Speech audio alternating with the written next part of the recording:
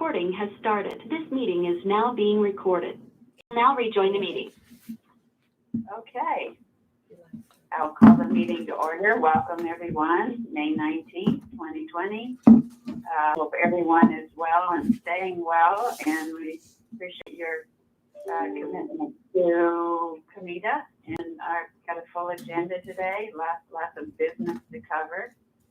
So without further ado, we'll go ahead and get started.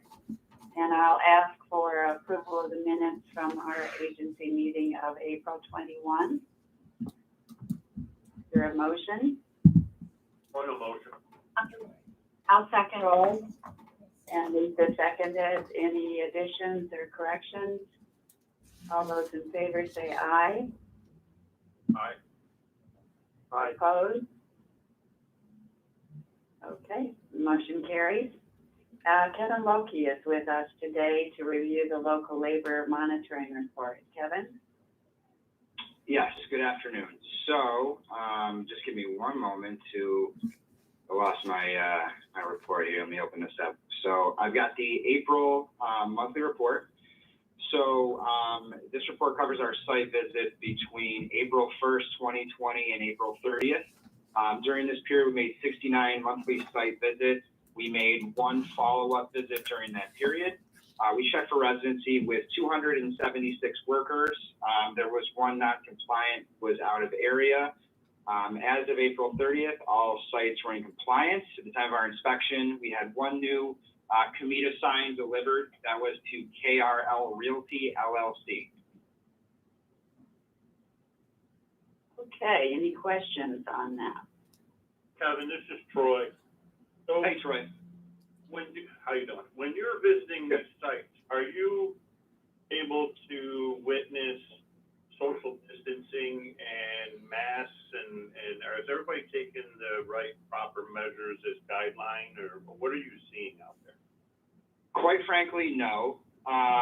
It depends on the job site. So certain jobs have been different than others. I mean, some jobs have continued with just one individual being on the project because they were not allowed up until this past Friday to have more workers based on the type of project being done. So in those instances with one individual on a job site, obviously, yes. And in those instances, the individual might not always be comfortable wearing a mask, but understandably, it's only themselves, so that's okay.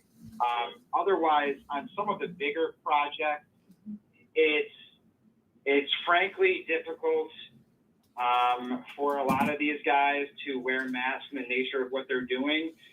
It kind of depends on the project. It kind of depends on the general contractor. In certain instances, you know, there are certain trades that have to do work in closer quarters than others. It's just part of the job. You can't do it individually and maintain a safe distance in those cases. You know, there are attempts. Construction guys tend to be a little stubborn to those things and new rules. Job sites have tried to introduce more hand washing, sanitation stations around their projects. But it is all dependent on who the general contractor is and how they are addressing the current pandemic. But, you know, it is all dependent on what is going on in the job, the tradesmen that are there.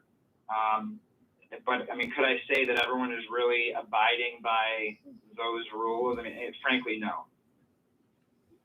But it sounds like they are if they can, if it doesn't interfere with the work. They are if they can, but you know, sometimes it's difficult for them to do so, and if there's not necessarily anyone stepping in saying, you know, you have to be a little bit more precautious here and start utilizing some safety guidelines, chances are they're not going to abide by any rules if they're not necessarily being given the guidance to do so. I just hope that you're being safe out there, Kevin, and we appreciate everything you're doing. But my concern was, you know, it's no good if everybody's not doing and following. You know, as we know about these masks, is to protect from other people getting something that you might have. And if nobody's wearing a mask, and you are, you're still putting yourself at risk on these sites. So just be conscientious and be safe out there, partner. Yeah, no, absolutely, and I always am wearing a mask when I do make site visits. Some job sites have been more comfortable performing inspections virtually, whereas we'll go to the site together to check people that way because they're a little hesitant to have any unnecessary labor on the job site. The biggest one you might think of, while it's not COMIDA related, is MCIDC, is the St. Anne's home, with that being a senior living and rehab community. It's a little more stringent on their guidelines in access to the property. I've had a little difficulty getting in there. So certain jobs I've kind of had to alter the way that I would traditionally do things. I also feel like on the notion of safety and witnessing safety on the project sites, not necessarily up to me to tell, contractors what they need to be doing. If you think that I should be perhaps more vocal in stressing that, I mean, I would, but for one, I'm already kind of harassing people in a sense as it is. I don't necessarily want to add to their stress of my visits, if you know what I mean. Thanks, Kevin. This is Rachel. That was very helpful for staff and the board.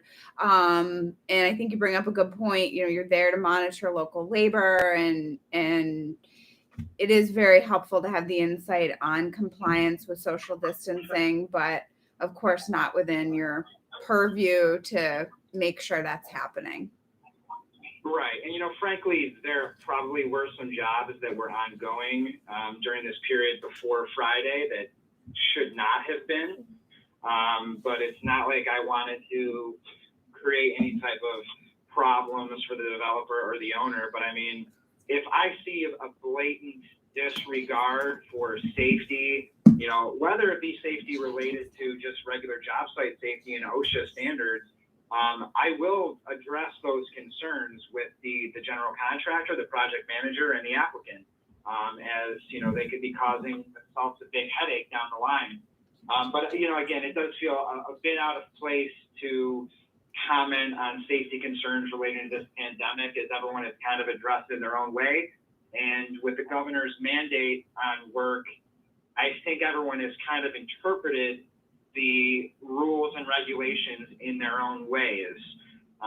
So it certainly varies by project.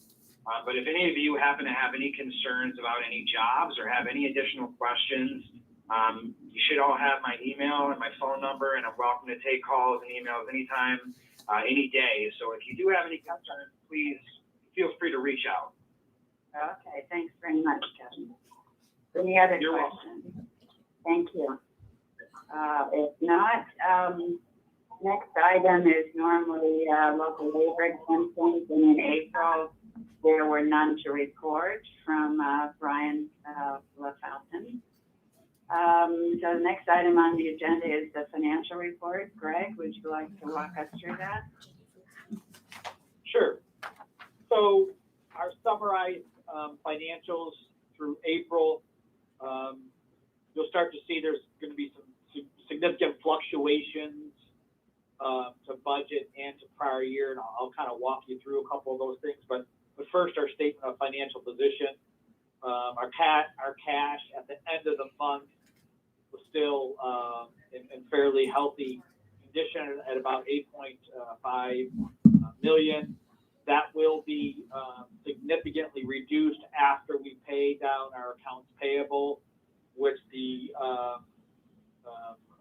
as you can see halfway down the page there, it's about $758,000, and $500 of that is the first portion of the emergency loan funds that we're paying over to MCIDC. So again, after we pay that down, our cash position is going to be a little bit south of $8 million. Probably sometime here in the next couple of days through May. So everything else on the balance sheet is fairly standard, just timing and accruals and adjustments. If we look at our summarized revenue and expenses, you'll see that our revenue is about $413,000 year to date through April. That outpaces last year about $383,000. So we're on track there. The budget's a little bit hard because we straight line the budget because it's hard to tell when the projects are going to hit. So that looks a little bit off right now, but I think most of that is going to be timing.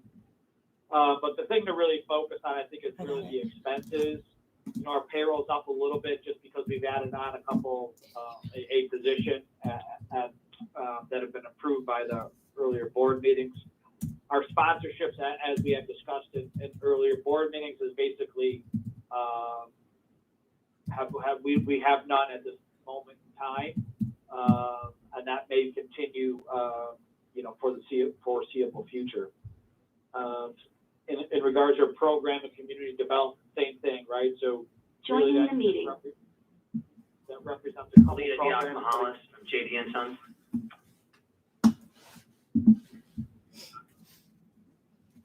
And then our program and community development is down. Basically, the decrease of that from both budget and from year to date is due to the Ladders Up program that hasn't been able to get started yet. So, that's why you see that significant reduction to budget and to the prior year. And then the general administration is obviously up, because that represents $500,000 that we recorded for the first half of the IDC loan program is in that general and administrative under our county contract account. So that is why that is significantly greater than budget and prior year. If you were to take that $500,000 out of that, our total expenses would be $450,000, which would be about $350,000 less than budget, and about $200,000 less than where we were last year. So Joining the meeting. again, just as a comparison, look, we're on track compared to prior year, in a good shape, excluding the $500,000 that was approved at the last at the meeting. So again, a little bit of fluctuations, in difference in comparison how we normally operate, but I think everything is expected based on our last couple board meetings and the changes that we have anticipated. So any questions on any of those numbers or clarifications on anything at this point? Always good to be within budget, have revenues up year over year, and expenses minus the small business loan program expenses under the prior year. So ahead on revenues, behind on expenses. Other than that, that's a good position to be in. I'm wondering how much of the revenue we're going to make up that we're not showing as compared to budget. Where we should be with budget, but I'm assuming all those great projects are just there's a pent up demand. They'll all be applying as soon as we can open up. And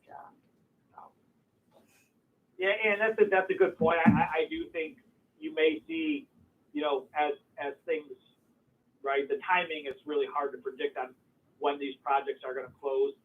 The revenue may be a little bit more, what I would say, lumpy, right? Which we might have huge spikes in certain months. And like I said, I don't think, right now it's hard to tell whether we'll be exactly on track. I do think we will push a lot of those projects closer to the last quarter of the year than we ever have, as hopefully things start to loosen up and ease up a bit. So it just may be a little bit more of a lumpy situation than evenly earned, as it sometimes has been in prior years.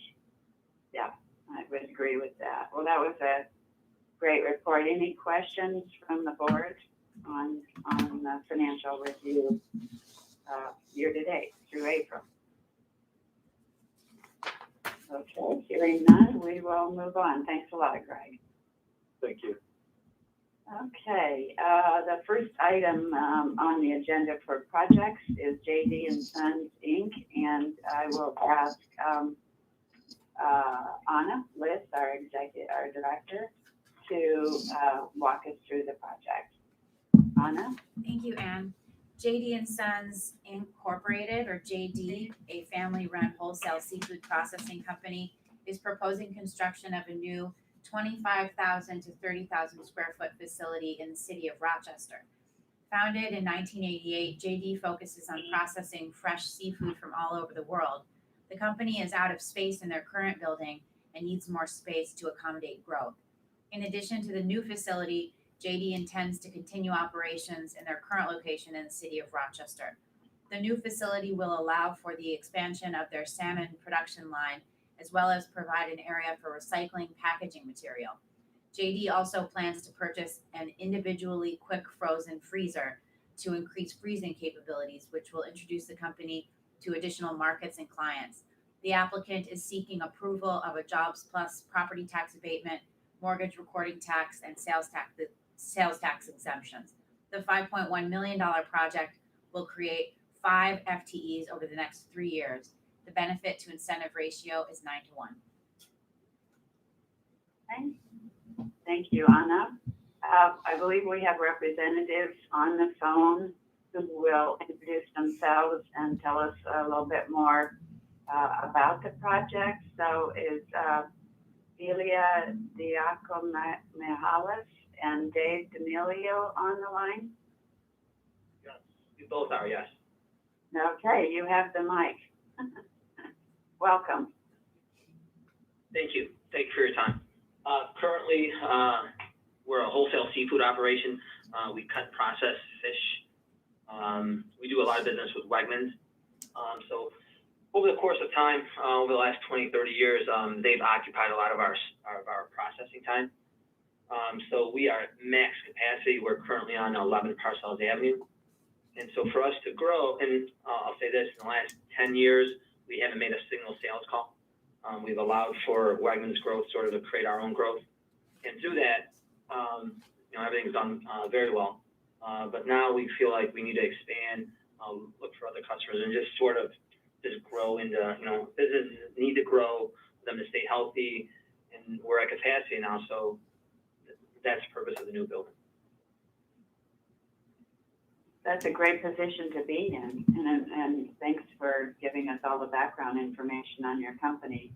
On page 21, they're elaborated there in terms of, your sales at the end of 2014 were around 10 million, and as of the end of 2019, you had sales over 28 million, and like you say, a good customer base, and you want to keep growing for the customers you have, as well as attracting additional customers. Very impressive. Nice to see those local stories where you're having great success.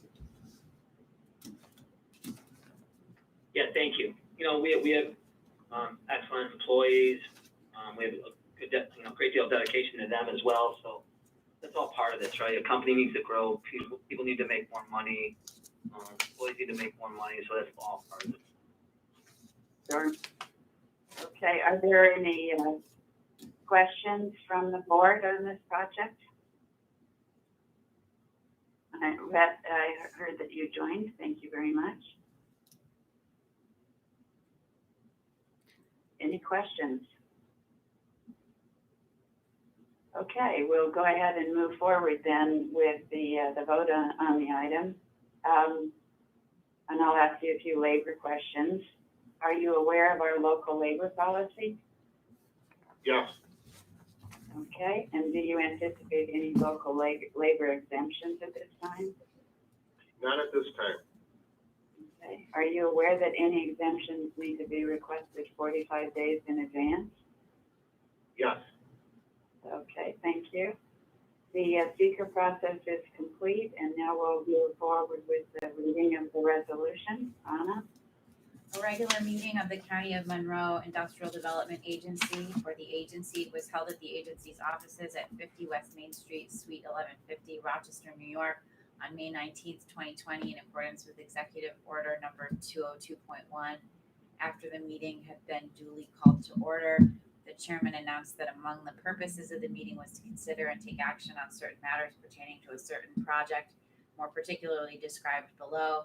Resolution of the County of Monroe Industrial Development Agency acknowledging the public hearing held by the Move agency. to waive the reading? Jay? Yes. All right, thank you, Jay. Is there a second?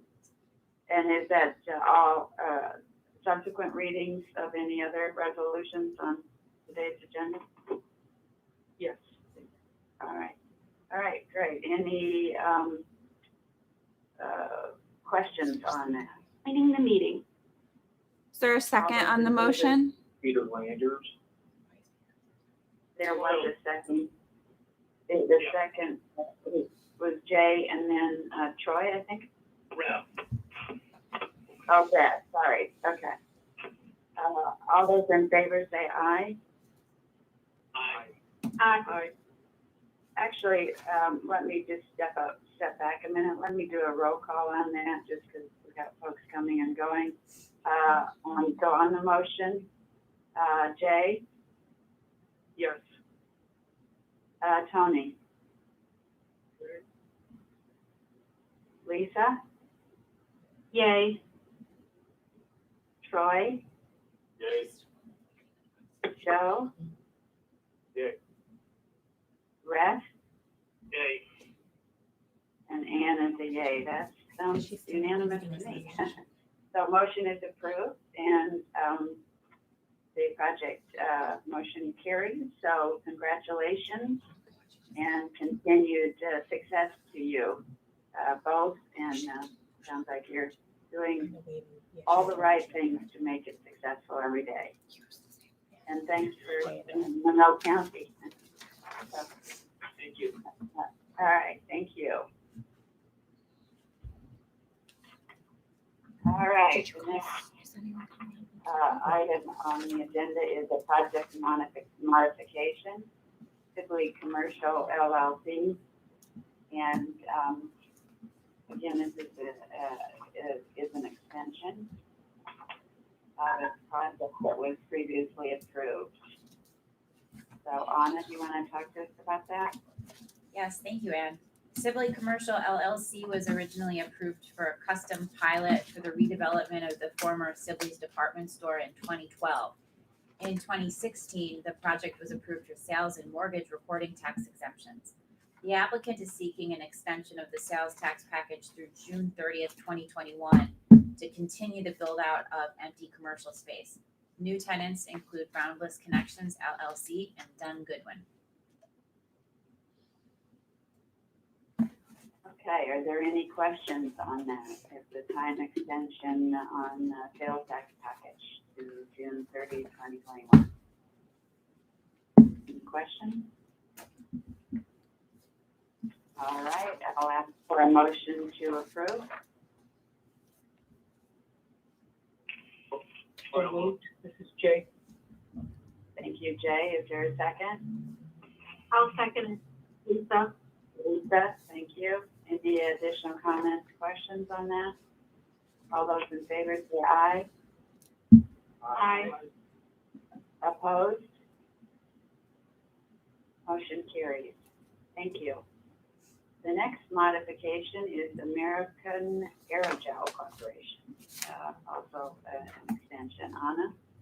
American Aerogel Corporation, or American Aerogel, is the tenant to Buckingham Properties LLC. American Aerogel manufactures insulated shipping packages that keep temperature-sensitive materials safe by using performance-leading aerogel-based insulation. The project was approved by the board in September 2019 for a property tax abatement, sales tax, and mortgage recording tax exemptions. American Aerogel received a sales tax exemption on materials, furniture, and fixtures on purchases of $450,000. The applicant is seeking an extension of the sales tax exemption through June 30th, 2021, as the project timeline was moved and is not starting until summer 2020. Okay, thanks, Anna. Any questions from the board on this? Certainly. It's a time extension until June 30, 2021 on the sales tax exemption. All righty, so, any questions? Not, seeing none, I'll go ahead and ask for a motion to approve American Aerogel. I'll motion Joe. Thank you, Joe. Your second? Second. Tony? Tony, thank you. Any additional comments, questions? All right, all those in favor say aye. Aye. Aye. Aye. Joining the meeting. Opposed? John Dreger? Motion carries. All right, next item, ME Engineering PC. ME Engineering PC is the tenant to ME Properties LLC, a real estate holding company. Founded in 1991, ME Engineering is a mechanical electrical consulting engineering firm. The firm outgrew their leased space and decided to purchase and renovate a building in the town of Gates. The project was approved by the board in February 2019 for a property tax abatement, sales tax, and mortgage recording tax exemptions.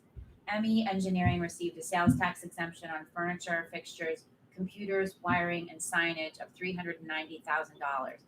The company is requesting an increase in project costs of $120,000 to purchase additional computer equipment.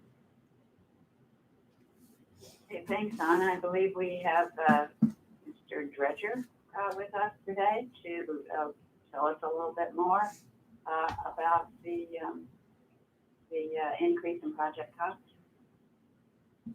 Yes, good afternoon, everyone.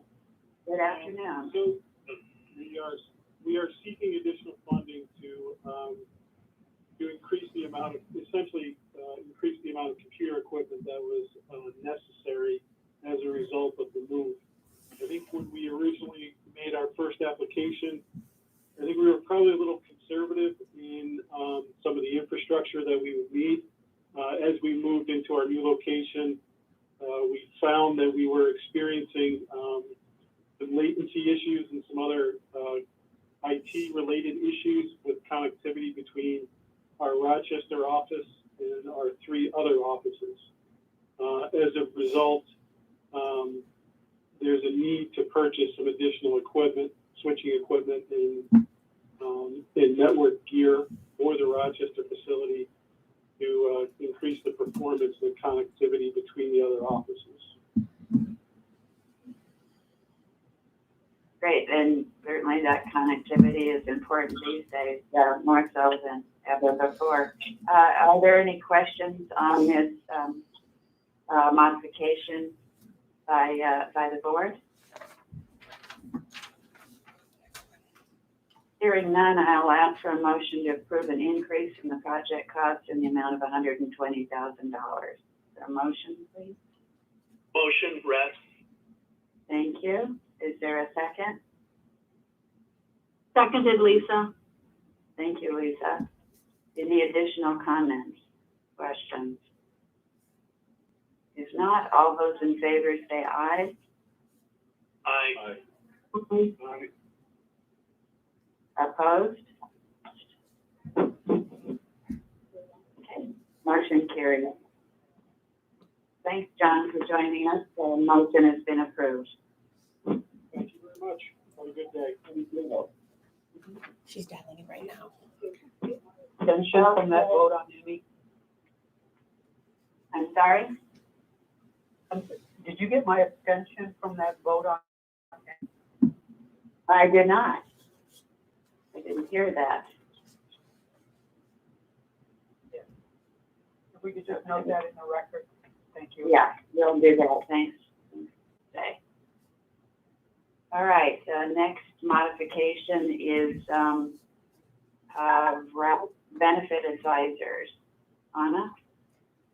Ralph Benefit Advisors, or RBA, is one of the tenants to 800 Parker Hill LLC, a real estate holding company that is constructing a 40,000 square foot office building located on 6.9 acres in the new Panorama Park development Joining the in meeting. the town of Penfield. The other Chelsea tenant McPherson from Ralph Benefit Advisors. The other tenant is Dolomite Products Co. Incorporated. RBA provides insurance and employee benefit services to companies with 100 to 3,000 employees. The project at 800 Parker Hill LLC was approved by the board in January 2020 for a property tax abatement, sales tax, and mortgage recording tax exemptions. At that time, RBA was not ready to apply for benefits. Ralph Benefit Advisors is requesting a sales tax exemption on purchases of $716,500 for certain machinery, equipment, and related personal property and installation in the facility.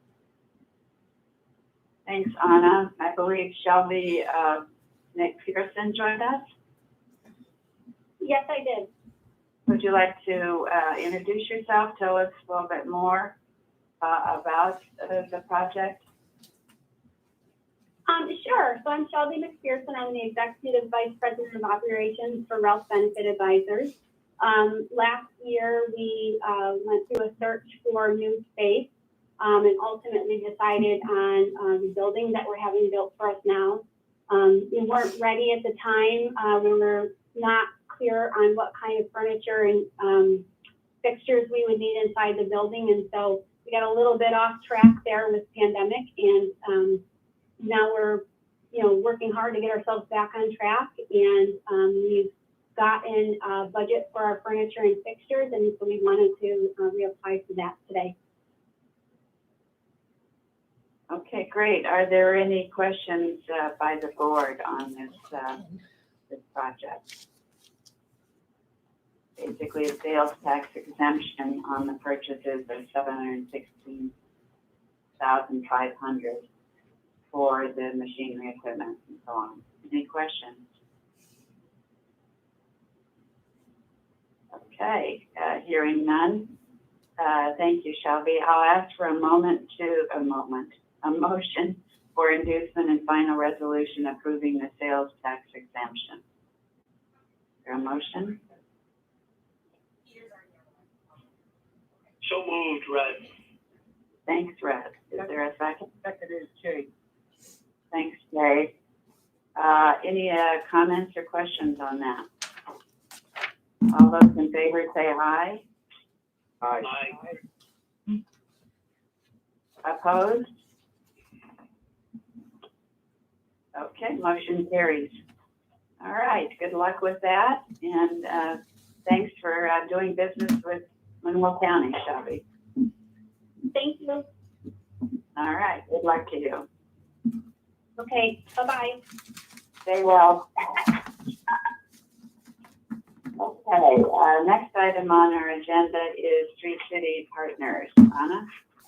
Three City Partners LLC purchased and renovated the building at 180 South Clinton Avenue in 2016 and received approval for a real property tax abatement, mortgage recording tax, and sales tax exemptions. The sales tax exemption expired July 31st, 2018. Three City Center is requesting an extension and renewal of the sales tax exemption through December 31st, 2020, as it will be performing extensive renovation work in connection with a lease for a new tenant, Rochester Gas and Electric Corporation. Okay, and I believe we have representatives with us today to answer questions about this project. Joining the meeting. Peter Landers and Ken Marvell. Could you tell us a little bit more about the project? Good afternoon, guys. I just joined Ken Marvell. Good afternoon, Chairman and board members. This is Peter Landers. I'm one of the owners Yes, of Three thank City you. Center. And basically, we're here before the board this afternoon to request the extension of the sales tax exemption until the end of this year. The extension will assist us with making extensive building system improvements which are required by our new tenant, Rochester Gas and Electric Corporation, who will be leasing the balance of the building, a total of 117,519 square feet. These improvements include the installation of HVAC equipment, cooling towers, and a makeup air system at a total cost of approximately $1.8 million. RG&E will be consolidating 600 plus employees at Three City Center, which will further revitalize the Rochester Central Business District. And those of you who weren't on the board back in 2016, we acquired the building back in that time frame in mid-2016. The partners have invested $11 million to transform this once vacant former Frontier building into a vibrant multi-tenanted facility, which now includes M&T Bank's regional headquarters, High Falls Advisors, Allied University, and most recently, the Native Eatery and Bar. And M&T at the time brought 225 employees to the downtown center city. So we ask your consideration to extend the sales tax exemption. Are there any questions? Yes, how many floors with the addition of RG&E as a tenant with the 600 employees? How many floors will you have filled in that building? Will it be fully occupied at that point? Yes. It'll be totally occupied. In answer to your question, they're taking 5 floors, floors 1 through 5. In addition, they're taking the lower level. There's a block of space, below grade that they'll be taking as well. M&T currently occupies floors 6 and 7 of the 7-story building. Right. Well, that's what we're celebrating when you get this entire building. Well, we're very excited about it. Yeah, it's a nice building. It has bones, as they say, and so it's been great to upgrade it and fill it up again. Yeah, we think with almost 1,000 people coming and going from that building every day, we're very excited about the vitality that will bring to the area. Mm-hmm, absolutely. Do we have questions by the board on this project? Peter, this is Jay Copley. Can you, Mr. Bob Morgan and others are involved in the ownership group, correct? Can you Correct. speak to that, please? Sure, I'll speak to that, Jay. This is Ken Marvell. So the partnership, it's sort of as I imagine your attorney shared with you, it's a complex org chart. But when you come down to it, four individuals have capitalized this thus far. Rob Sands, Dutch Summers, Peter Landers, and Bob Morgan. Those four individuals are who have financed it along with our bank thus far. On the Morgan side, and what I'm about to share with you is to the best of my knowledge, because I don't know the inner workings of the Morgan organization, but Bob gave a small ownership interest of his 25% of the overall building, shared that within his family, and it's in sort of a morass of different organizations, but one of them inures to Kevin Morgan, which would be a indirect 7.5% interest in the overall building. When you say indirect, what do you mean by that? What I mean is that the property itself, the real property, is owned by 3 City Center Partners, LLC, which is a manager-managed LLC. There are 2 managers, Peter Landers and the Dutch and Rob entity called RSDS. So you've got, and I don't know, Rachel, if you've given the org chart to everyone, I could certainly describe it. I assume you're on, Rachel? I am on. Please go ahead and describe. Okay, so you've got an LLC at the very bottom of this org chart, and that's the LLC that owns the real property. Sitting on top of that LLC, you have 2 more LLCs. One of them is the Dutch and Rob LLC. And sitting on top of the Dutch and Rob LLC is the Dutch LLC and the Rob LLC. I'll shift over to the Bob Morgan side of it, or the Morgan 3 City Center part. So there's an entity sitting on top of the entity that owns the real estate called Morgan 3 City Center LLC. That is owned in the following proportions: 50% by Peters LLC, 15% by Kevin's LLC, and 35% by the Robert Morgan Limited Partnership 3. So that's why I was just representing to you that Kevin indirectly has a 7.5% interest in the underlying property, but it's through 3 other LLCs. Kevin owns 100%. I mean, he does own 7.5% of the property. And Like would I share said, in, not directly. It's Not very, directly. very, no, very indirectly, and to the best of my knowledge, and I don't want to ever lose credibility with you, to the best of my knowledge, hasn't put any capital in. All the capital has come from the 4 individuals I mentioned before: Peter, Bob, Rob, and Dutch. but Kevin would be receiving some of these benefits, correct?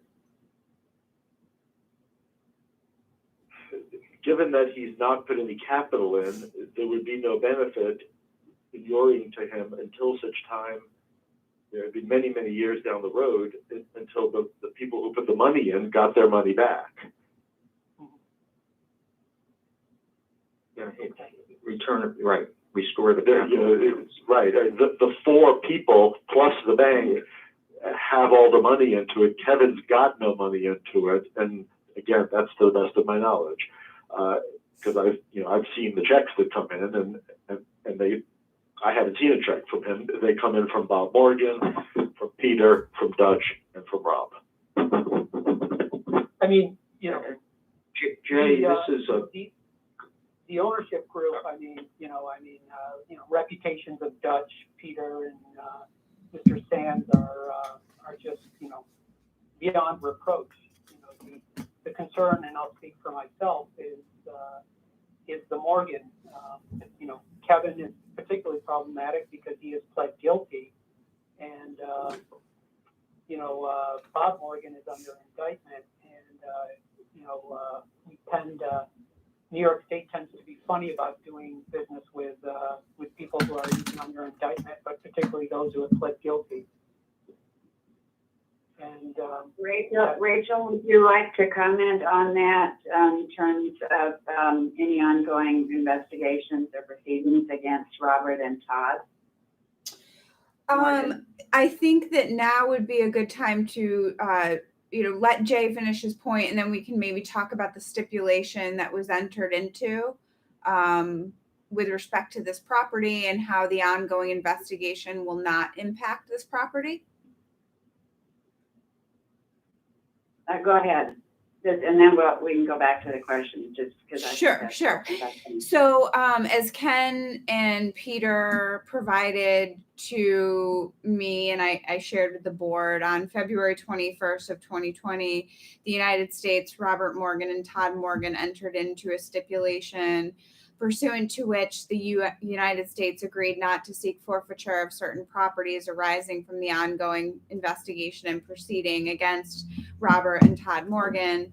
3 City Center Partners is one of those properties which the United States will not seek forfeiture against. And if Ken or Peter want to expand upon that point, please, go ahead and do so. I do think that stipulation is important, along with the amendment that was done to the operating agreement to give Peter control, and hopefully I'm representing this correctly, control over the Morgan side of the entity. Yeah, Rachel, this is Kate Landers, that's correct. I think the long and short of it is, as you know, in 2016, when we formed the partnership, it was all prior to these developments. The indictment in 2018 of Bob and Todd. As a result of these charges, the partners essentially reduced Bob Morgan's role in the ownership to a passive investor. So I took over the management of the Morgan entity, and also we did that amendment to the Three City Center Partners Agreement that made me the co-manager along with the Summers and Sands entity, RSDS. So we took those steps specifically to address, our concerns with the situation and obviously the public's concerns. It's important to note from talking to Bob Morgan, he's working to basically take Kevin out of the partnership. I can't give you any time frames, but he's doing it across the board on multiple properties where Kevin is involved. So that's in process, is my understanding. So I hope that helps shed some light on how we've addressed this situation as best possible. I'll tack on to that, Peter, the stipulation that Rachel referenced, which was very, very important to us. There were forfeiture allegations in the indictment against Bob, and once that happened, we were having a lot of trouble getting the property refinanced, mostly because of title insurance. There was no title insurance company willing to touch anything that had a potential forfeiture allegation. I've provided Rachel with a copy of a recent stipulation that was entered into with the United States and Bob and his attorneys, whereby the U.S. government relinquished any rights to forfeiture allegations against this and many other of the properties, but this is obviously the one we're concerned about.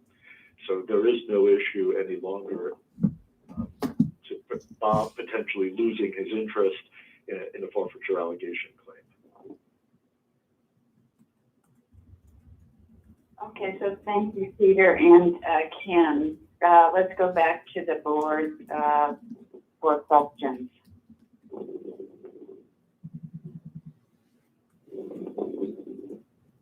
Peter, is there any consideration to removing Bob as well as Kevin from the ownership group?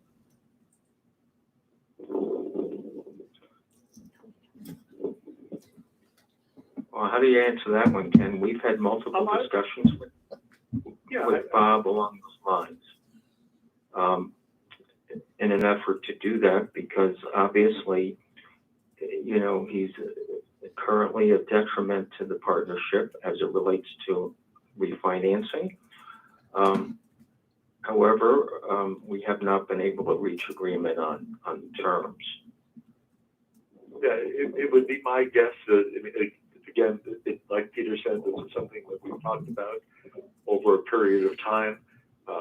Bob is open to it. The other partners are open to it. We've not come to terms, but I certainly don't rule that out as a possibility of restructuring of the partnership so that it's owned in thirds rather than in quarters at some point. Certainly the tenants that you've brought in so far, M&T and others, and then there's the request for approval to bring in RG&E as the community today. These are certainly solid, reputable companies in the community, and the owners are as well. Pretty good percentage, so it's up to us to sort of evaluate the ownership on any of our projects, whether it's being approved for the first time or whether it's any extension on the benefits. So that's why we're asking the questions. Sure, we can appreciate that, and I'll share with you. I think I shared this with you, Rachel, a week or two ago. This was an issue for RG&E as well.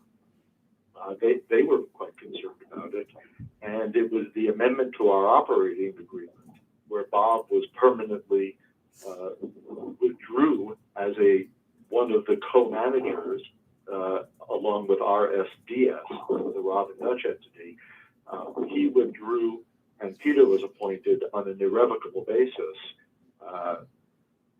to be a co-manager. It was that allowed RG&E to move forward. Yeah. We did hit a wall with RG&E, and that's what allowed us to get over that wall. I see. Thanks for clarifying that. Sure. Are there other questions of the board? I could let you know that was an interesting moment, having been negotiating with RG&E for 6 months, where we thought we had a deal. I imagine. We could tell you about that over a beer some nights. Okay. At native. Any other questions? And I have a comment. You have a comment? I have a comment. I think that's very telling, that just the negotiations and the time that it took with RG&E. Right. Is that true? I think that's a good sign. No, it's red. Oh, that's red. Yes, I agree with you on that. Any other comments? Okay, we have two motions in front of us. Thanks, Peter and Ken, for elaborating on that. The first motion is to approve an extension of the sales tax exemption through December 31, 2020. Is there a motion to that effect? I'll make that motion. Is that red? Yes. And the second? Tony seconds it. Okay, thanks, Tony. Any additional comments or questions on that? All those in favor say aye. Aye.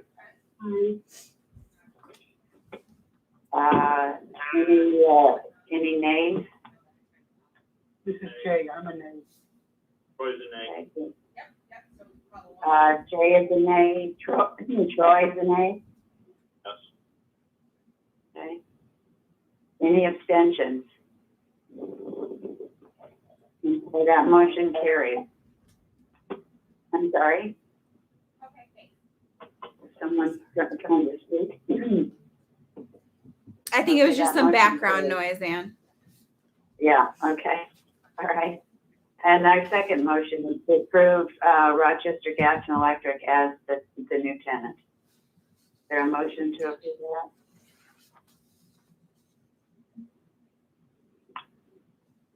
I need a motion.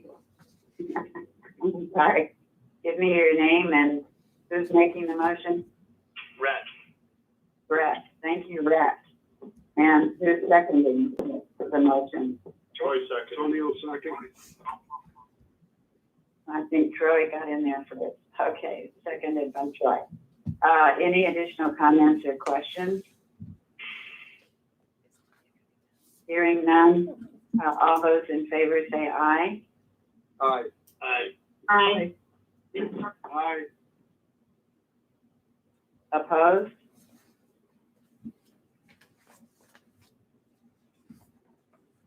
Okay, motion carried. Thank you very much. Both of those motions have passed. Thank you, Peter, and thank you, Ken, for joining us today. Continued success to you with the former Frontier building. So, Thank you so joining the much. meeting. We're very excited about it. We are. Letter from Buckingham Properties. Yes, good luck to you, and look forward to hearing more about the project as we move forward. Great. Thank you so much. Thank you so much. Okay, have a great day. Okay. Okay, the next item on our agenda is Alex Park South LLC, the pilot amendment for a new tenant. And Anna, I'll ask you to walk us through that. Alex Park South LLC was originally approved in February 2009 as Alexander Monroe Associates. who purchased the former Genesee Hospital facility to redevelop the site into a medical and healthcare related campus. Alex Park South LLC is requesting approval to amend the existing pilot agreement to apply the healthcare use tax abatement to the space that Rochester Regional Health will occupy, the entire premise formerly occupied by Windstream. The City of Rochester is in support of a modification to the existing pilot agreement. The building will receive an abatement equal to 50% exemption from taxation for a period of 5 years. Okay, and we have Chris Samini with us. Yeah, but I also have my partner, Tom Lett, who's our Vice President of Leasing. Okay, thanks for joining us today. Would you like to elaborate a little bit on the project for us? Sure. So, as they mentioned, this is the former Windstream space on the corner of Alexander and Monroe. And, we're working on finalizing an amendment with Rochester Regional to provide various services in the space, home care, nursing, rehabilitation, infusion, telehealth, hospice, and various other services. And we're just simply looking to amend the pilot agreement from an office use to a medical use. Tom, I don't know if you have anything else to add. No, that's right on the money. Okay. Are there questions by the board on this?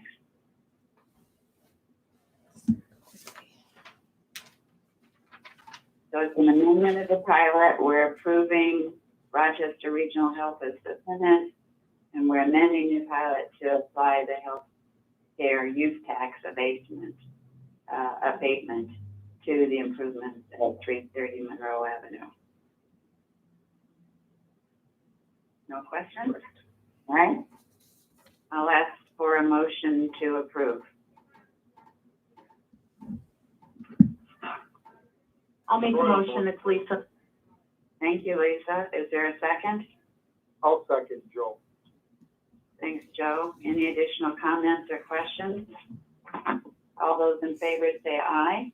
Aye. Opposed? Okay, opposed? The motion carries. And our last modification today is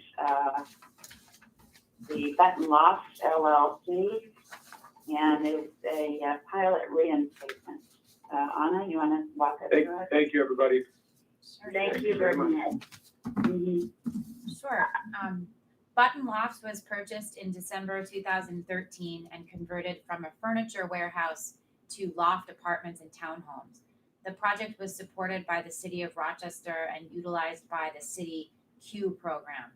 In 2018, the pilot agreement was terminated due to unpaid pilot payments. All outstanding pilot payments are now current.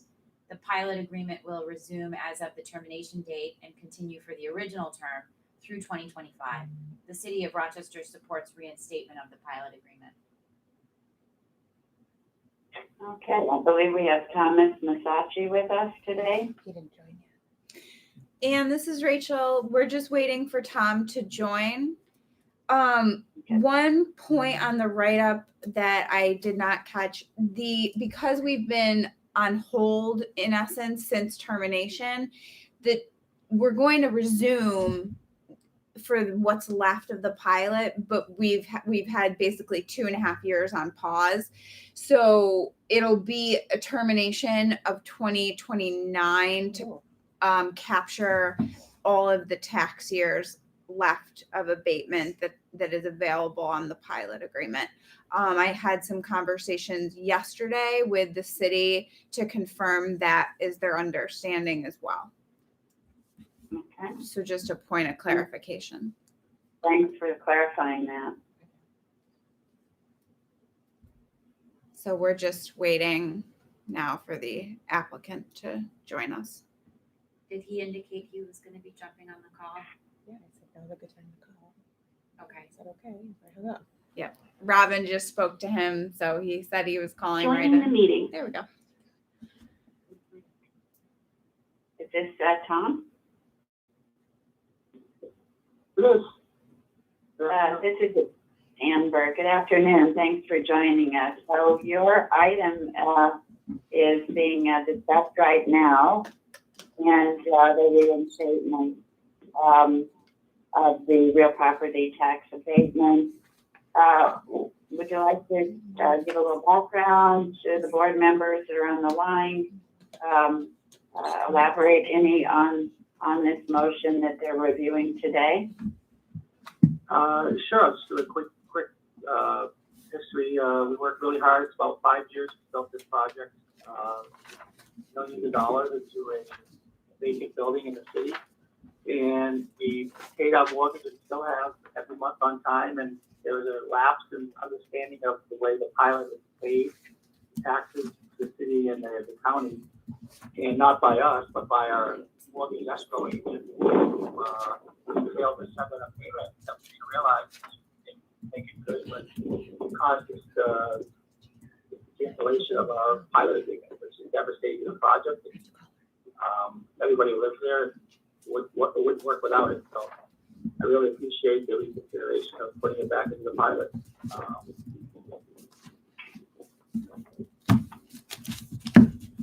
Well, we're glad that has all been resolved. Other questions by the board?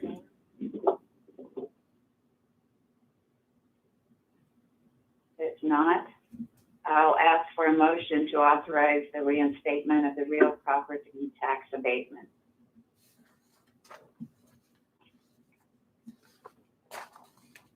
Motion. Okay. I guess, should I amend my own motion to say that this is through 2029? That's fine, Ann, yes. Yeah, okay. So I'm sorry, so is there a motion then? I think Tony. Make a motion.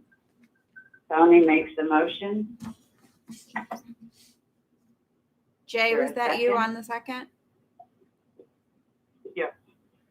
Okay. Thank you. All right.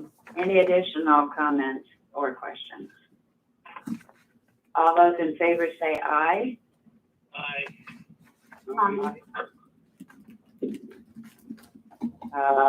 Nay? Or abstention? All right. Motion carries. Thank you very much. And Thank you, everybody. Really appreciate it. Thank you. Thank you. Appreciate it. Thank you. All right, that completes our projects and modifications for today. The next item on the agenda is Anna's going to give us an update on both the Small Business Support Program and the 10 program. But before she starts, I'd just like to congratulate Anna again for being named as the Director of Planning and Development. Thank you. She's been doing a great job for us, making lots of, helpful changes, starting new initiatives, building a good support team behind her, and just jumping in with both feet pretty darn quick in the middle of a pandemic. So, and then she got promoted in the midst of all of that. So anyway, congratulations to you, Anna. Thank you, Ann. I appreciate that. And I couldn't do what I'm doing without the support of the team here, as well as the support of yourself and your fellow board members and members of your sister board. It's just a tremendous opportunity to be surrounded by such talented and compassionate people. So I look forward to continuing to work with all of you to revitalize the Monroe County economy, which is more important now than it's been since the Great Depression, as they're saying. So thank you. Right. Thank you. So with that, I'd like to again reiterate thanks to you for supporting our Monroe County Emergency Small Business Support Program, 0 interest loans of up to $10,000 for small businesses in Monroe County with 50 or fewer FTEs. Thus far, we are just about fully committed. We've reached, with support from both COMIDA and your sister board, each board committed $1 million, bringing us up to $2 million.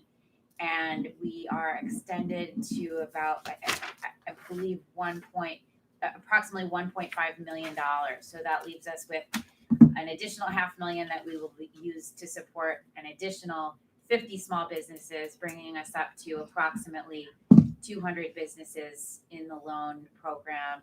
And I would like to give a shout out to Lydia and Bridget and Raquel, as well as our team, Allison and Robin and Rachel and Rachel's team and Greg's team, just working very, very hard to process these applications. It was overwhelming at first, and it's come to a point where we've developed a rhythm, and we publicized that we'll be closing the intake of applications on May 29th, which is a Friday. So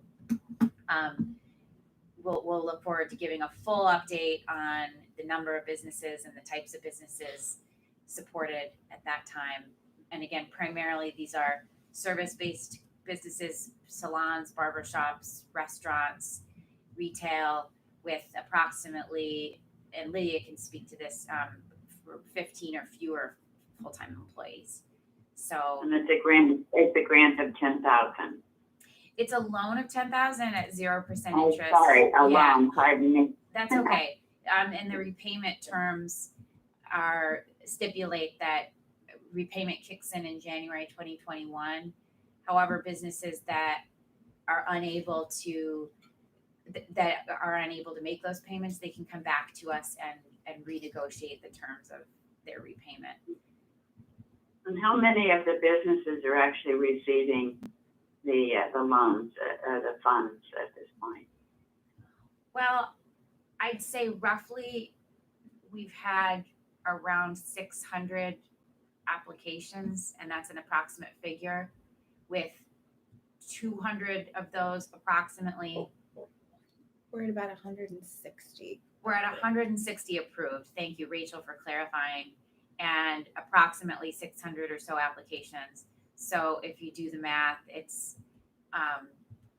one out of every 3, 1 out of every 5 applications, or thereabouts. Have started receiving the funds.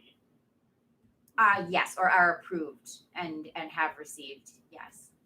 There's a little bit of an administrative turnaround time in cutting the checks, but again, like I said, we've hit a rhythm, and we've been proactive in responding to inquiries from applicants. Right. Again, that's a significant initiative for COMIDA to take on, and to have it be so successful that we extended additional loan funds, and to impact that many small businesses, particularly who sometimes need it most.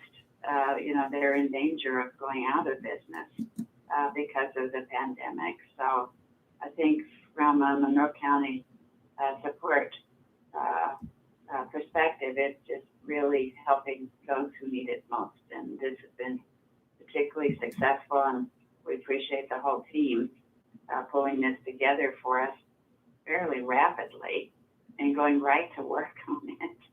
So great effort by the whole team. Thank you. And thank you to you and the rest of the board for being supportive. We'll certainly be keeping tabs on these companies and staying in touch with them to ensure that they have the resources they need post-COVID to stay in business, hopefully. Thank you. Any questions on the small business support program? Yeah, this is Red. I have a quick question. Do we know how small or what size the percentage was of businesses that did not take the full 10,000? I know it was talked about last Thursday, and I don't know if we have some sort of a percentage. Less than 10%. Less than 10 businesses total requested less than $10,000. Thank you. Mm-hmm. Any other questions? How long is the loan forgiven for? Like, is it not forgiven, but how long is the term of the loan for? 2 years or 24 months. 2 years, Mm-hmm. 24 months free, correct? Yep. Okay. I think we said that if there was some urgency or some reason to defer that we would be open to talking to them. Isn't that correct? Yes. Being a little flexible on that. Mm-hmm. Yes, they can come to us and request an extension Mm-hmm. or other arrangement. Great. Is that it for questions about the loan? Yeah. Doesn't sound like it. All right. Is Jean Case on the line with us this afternoon? Looks like we have a call out to Jean to join the call. She did anticipate joining us, so she may be jumping on. But I wanted to give, I could just speak at a high level. The Entrepreneur Network program, or the 10 program, had to pivot this year to go remote, and Jean has come up with a new strategy to help entrepreneurs survive the pandemic, and provided us with some background information, which we can of course circulate to the board. We had hoped that she would join us for this call to give us more detail. As you may be aware, looking at our financial statements, we had budgeted $175,000 for the 10 program in 2020. But the additional, my predecessor had budgeted a $25,000 increase to an initial $150,000 ask in order to accommodate for any additional programming or in-person events similar to some programming last year. And we cut that additional $25,000 to bring it down to $150,000, anticipating that we would not be hosting any in-person large-scale events. Oh, I think so. She's not going to be joining us on the call. We just found out, so I apologize. Anyhow, we have that commitment, that $150,000. We have our contract through the end of the year. Program participants are asked to spend $500 themselves out of their own pockets to register, and on top of that, we back the program. We're the sole sponsor of the program, and because the way it's structured is boot camps and many in-person style events, we're curious to get the board's perspective on how if you see this playing out next year, if you see this as being a necessity going into 2021, or if we should be refocusing our efforts. No, this is Tony. I think it's too early. Really depends on how things move ahead with the economy. That's a good point.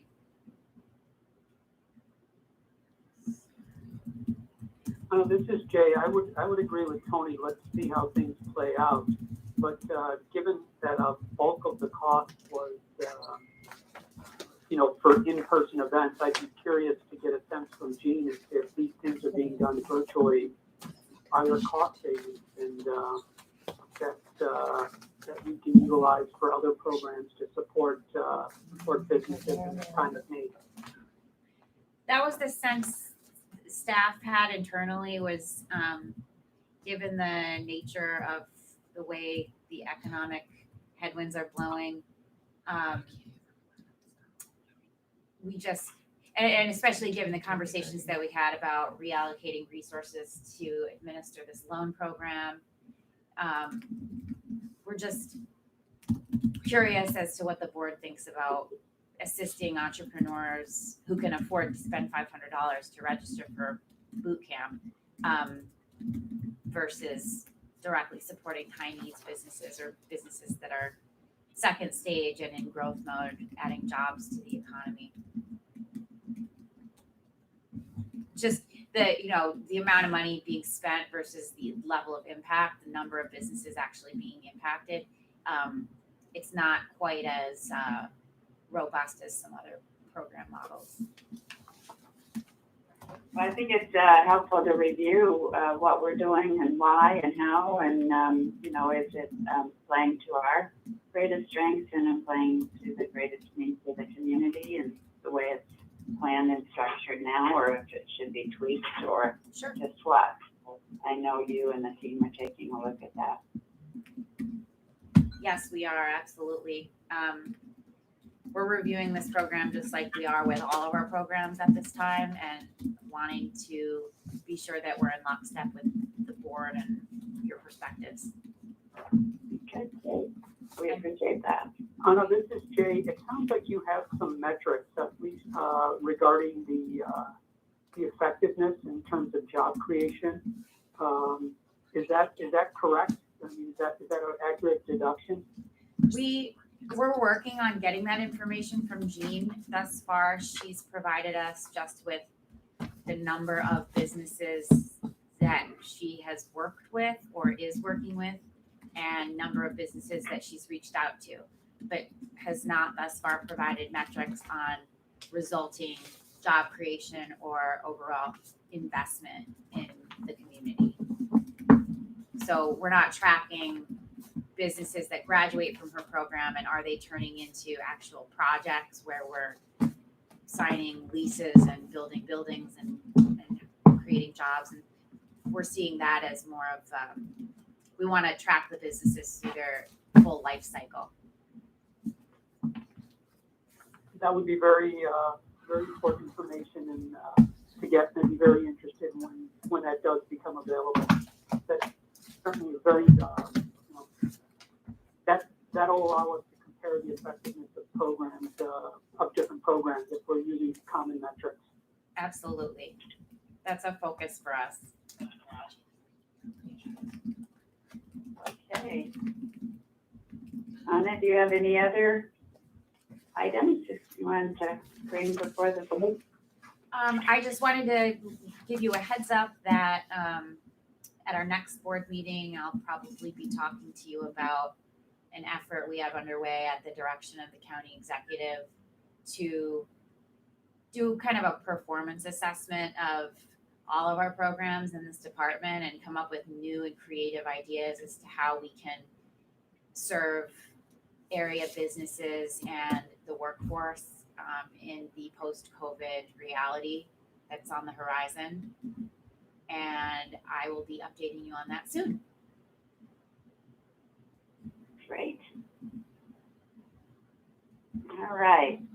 Is there any other business that we should bring before the board today? Appreciate everyone's involvement and 100% attendance, and everyone's engaged and up to speed on all the issues before they come to us for a vote. So I appreciate that. And I wanted to apologize for getting on the call late. Okay, things happen. But we're glad you joined us. So I will, I don't have any further discussion items, and I'll ask for a motion to adjourn. I'll motion, Joe. Thank you, Joe. Is there a second? Right. Rhett, thank you. All those in favor say aye. Aye. Aye. Opposed? Motion carried. So our next meeting is June 16th, 2020 at noon, and we'll see you then, or hear you then. Maybe we'll be seeing each other.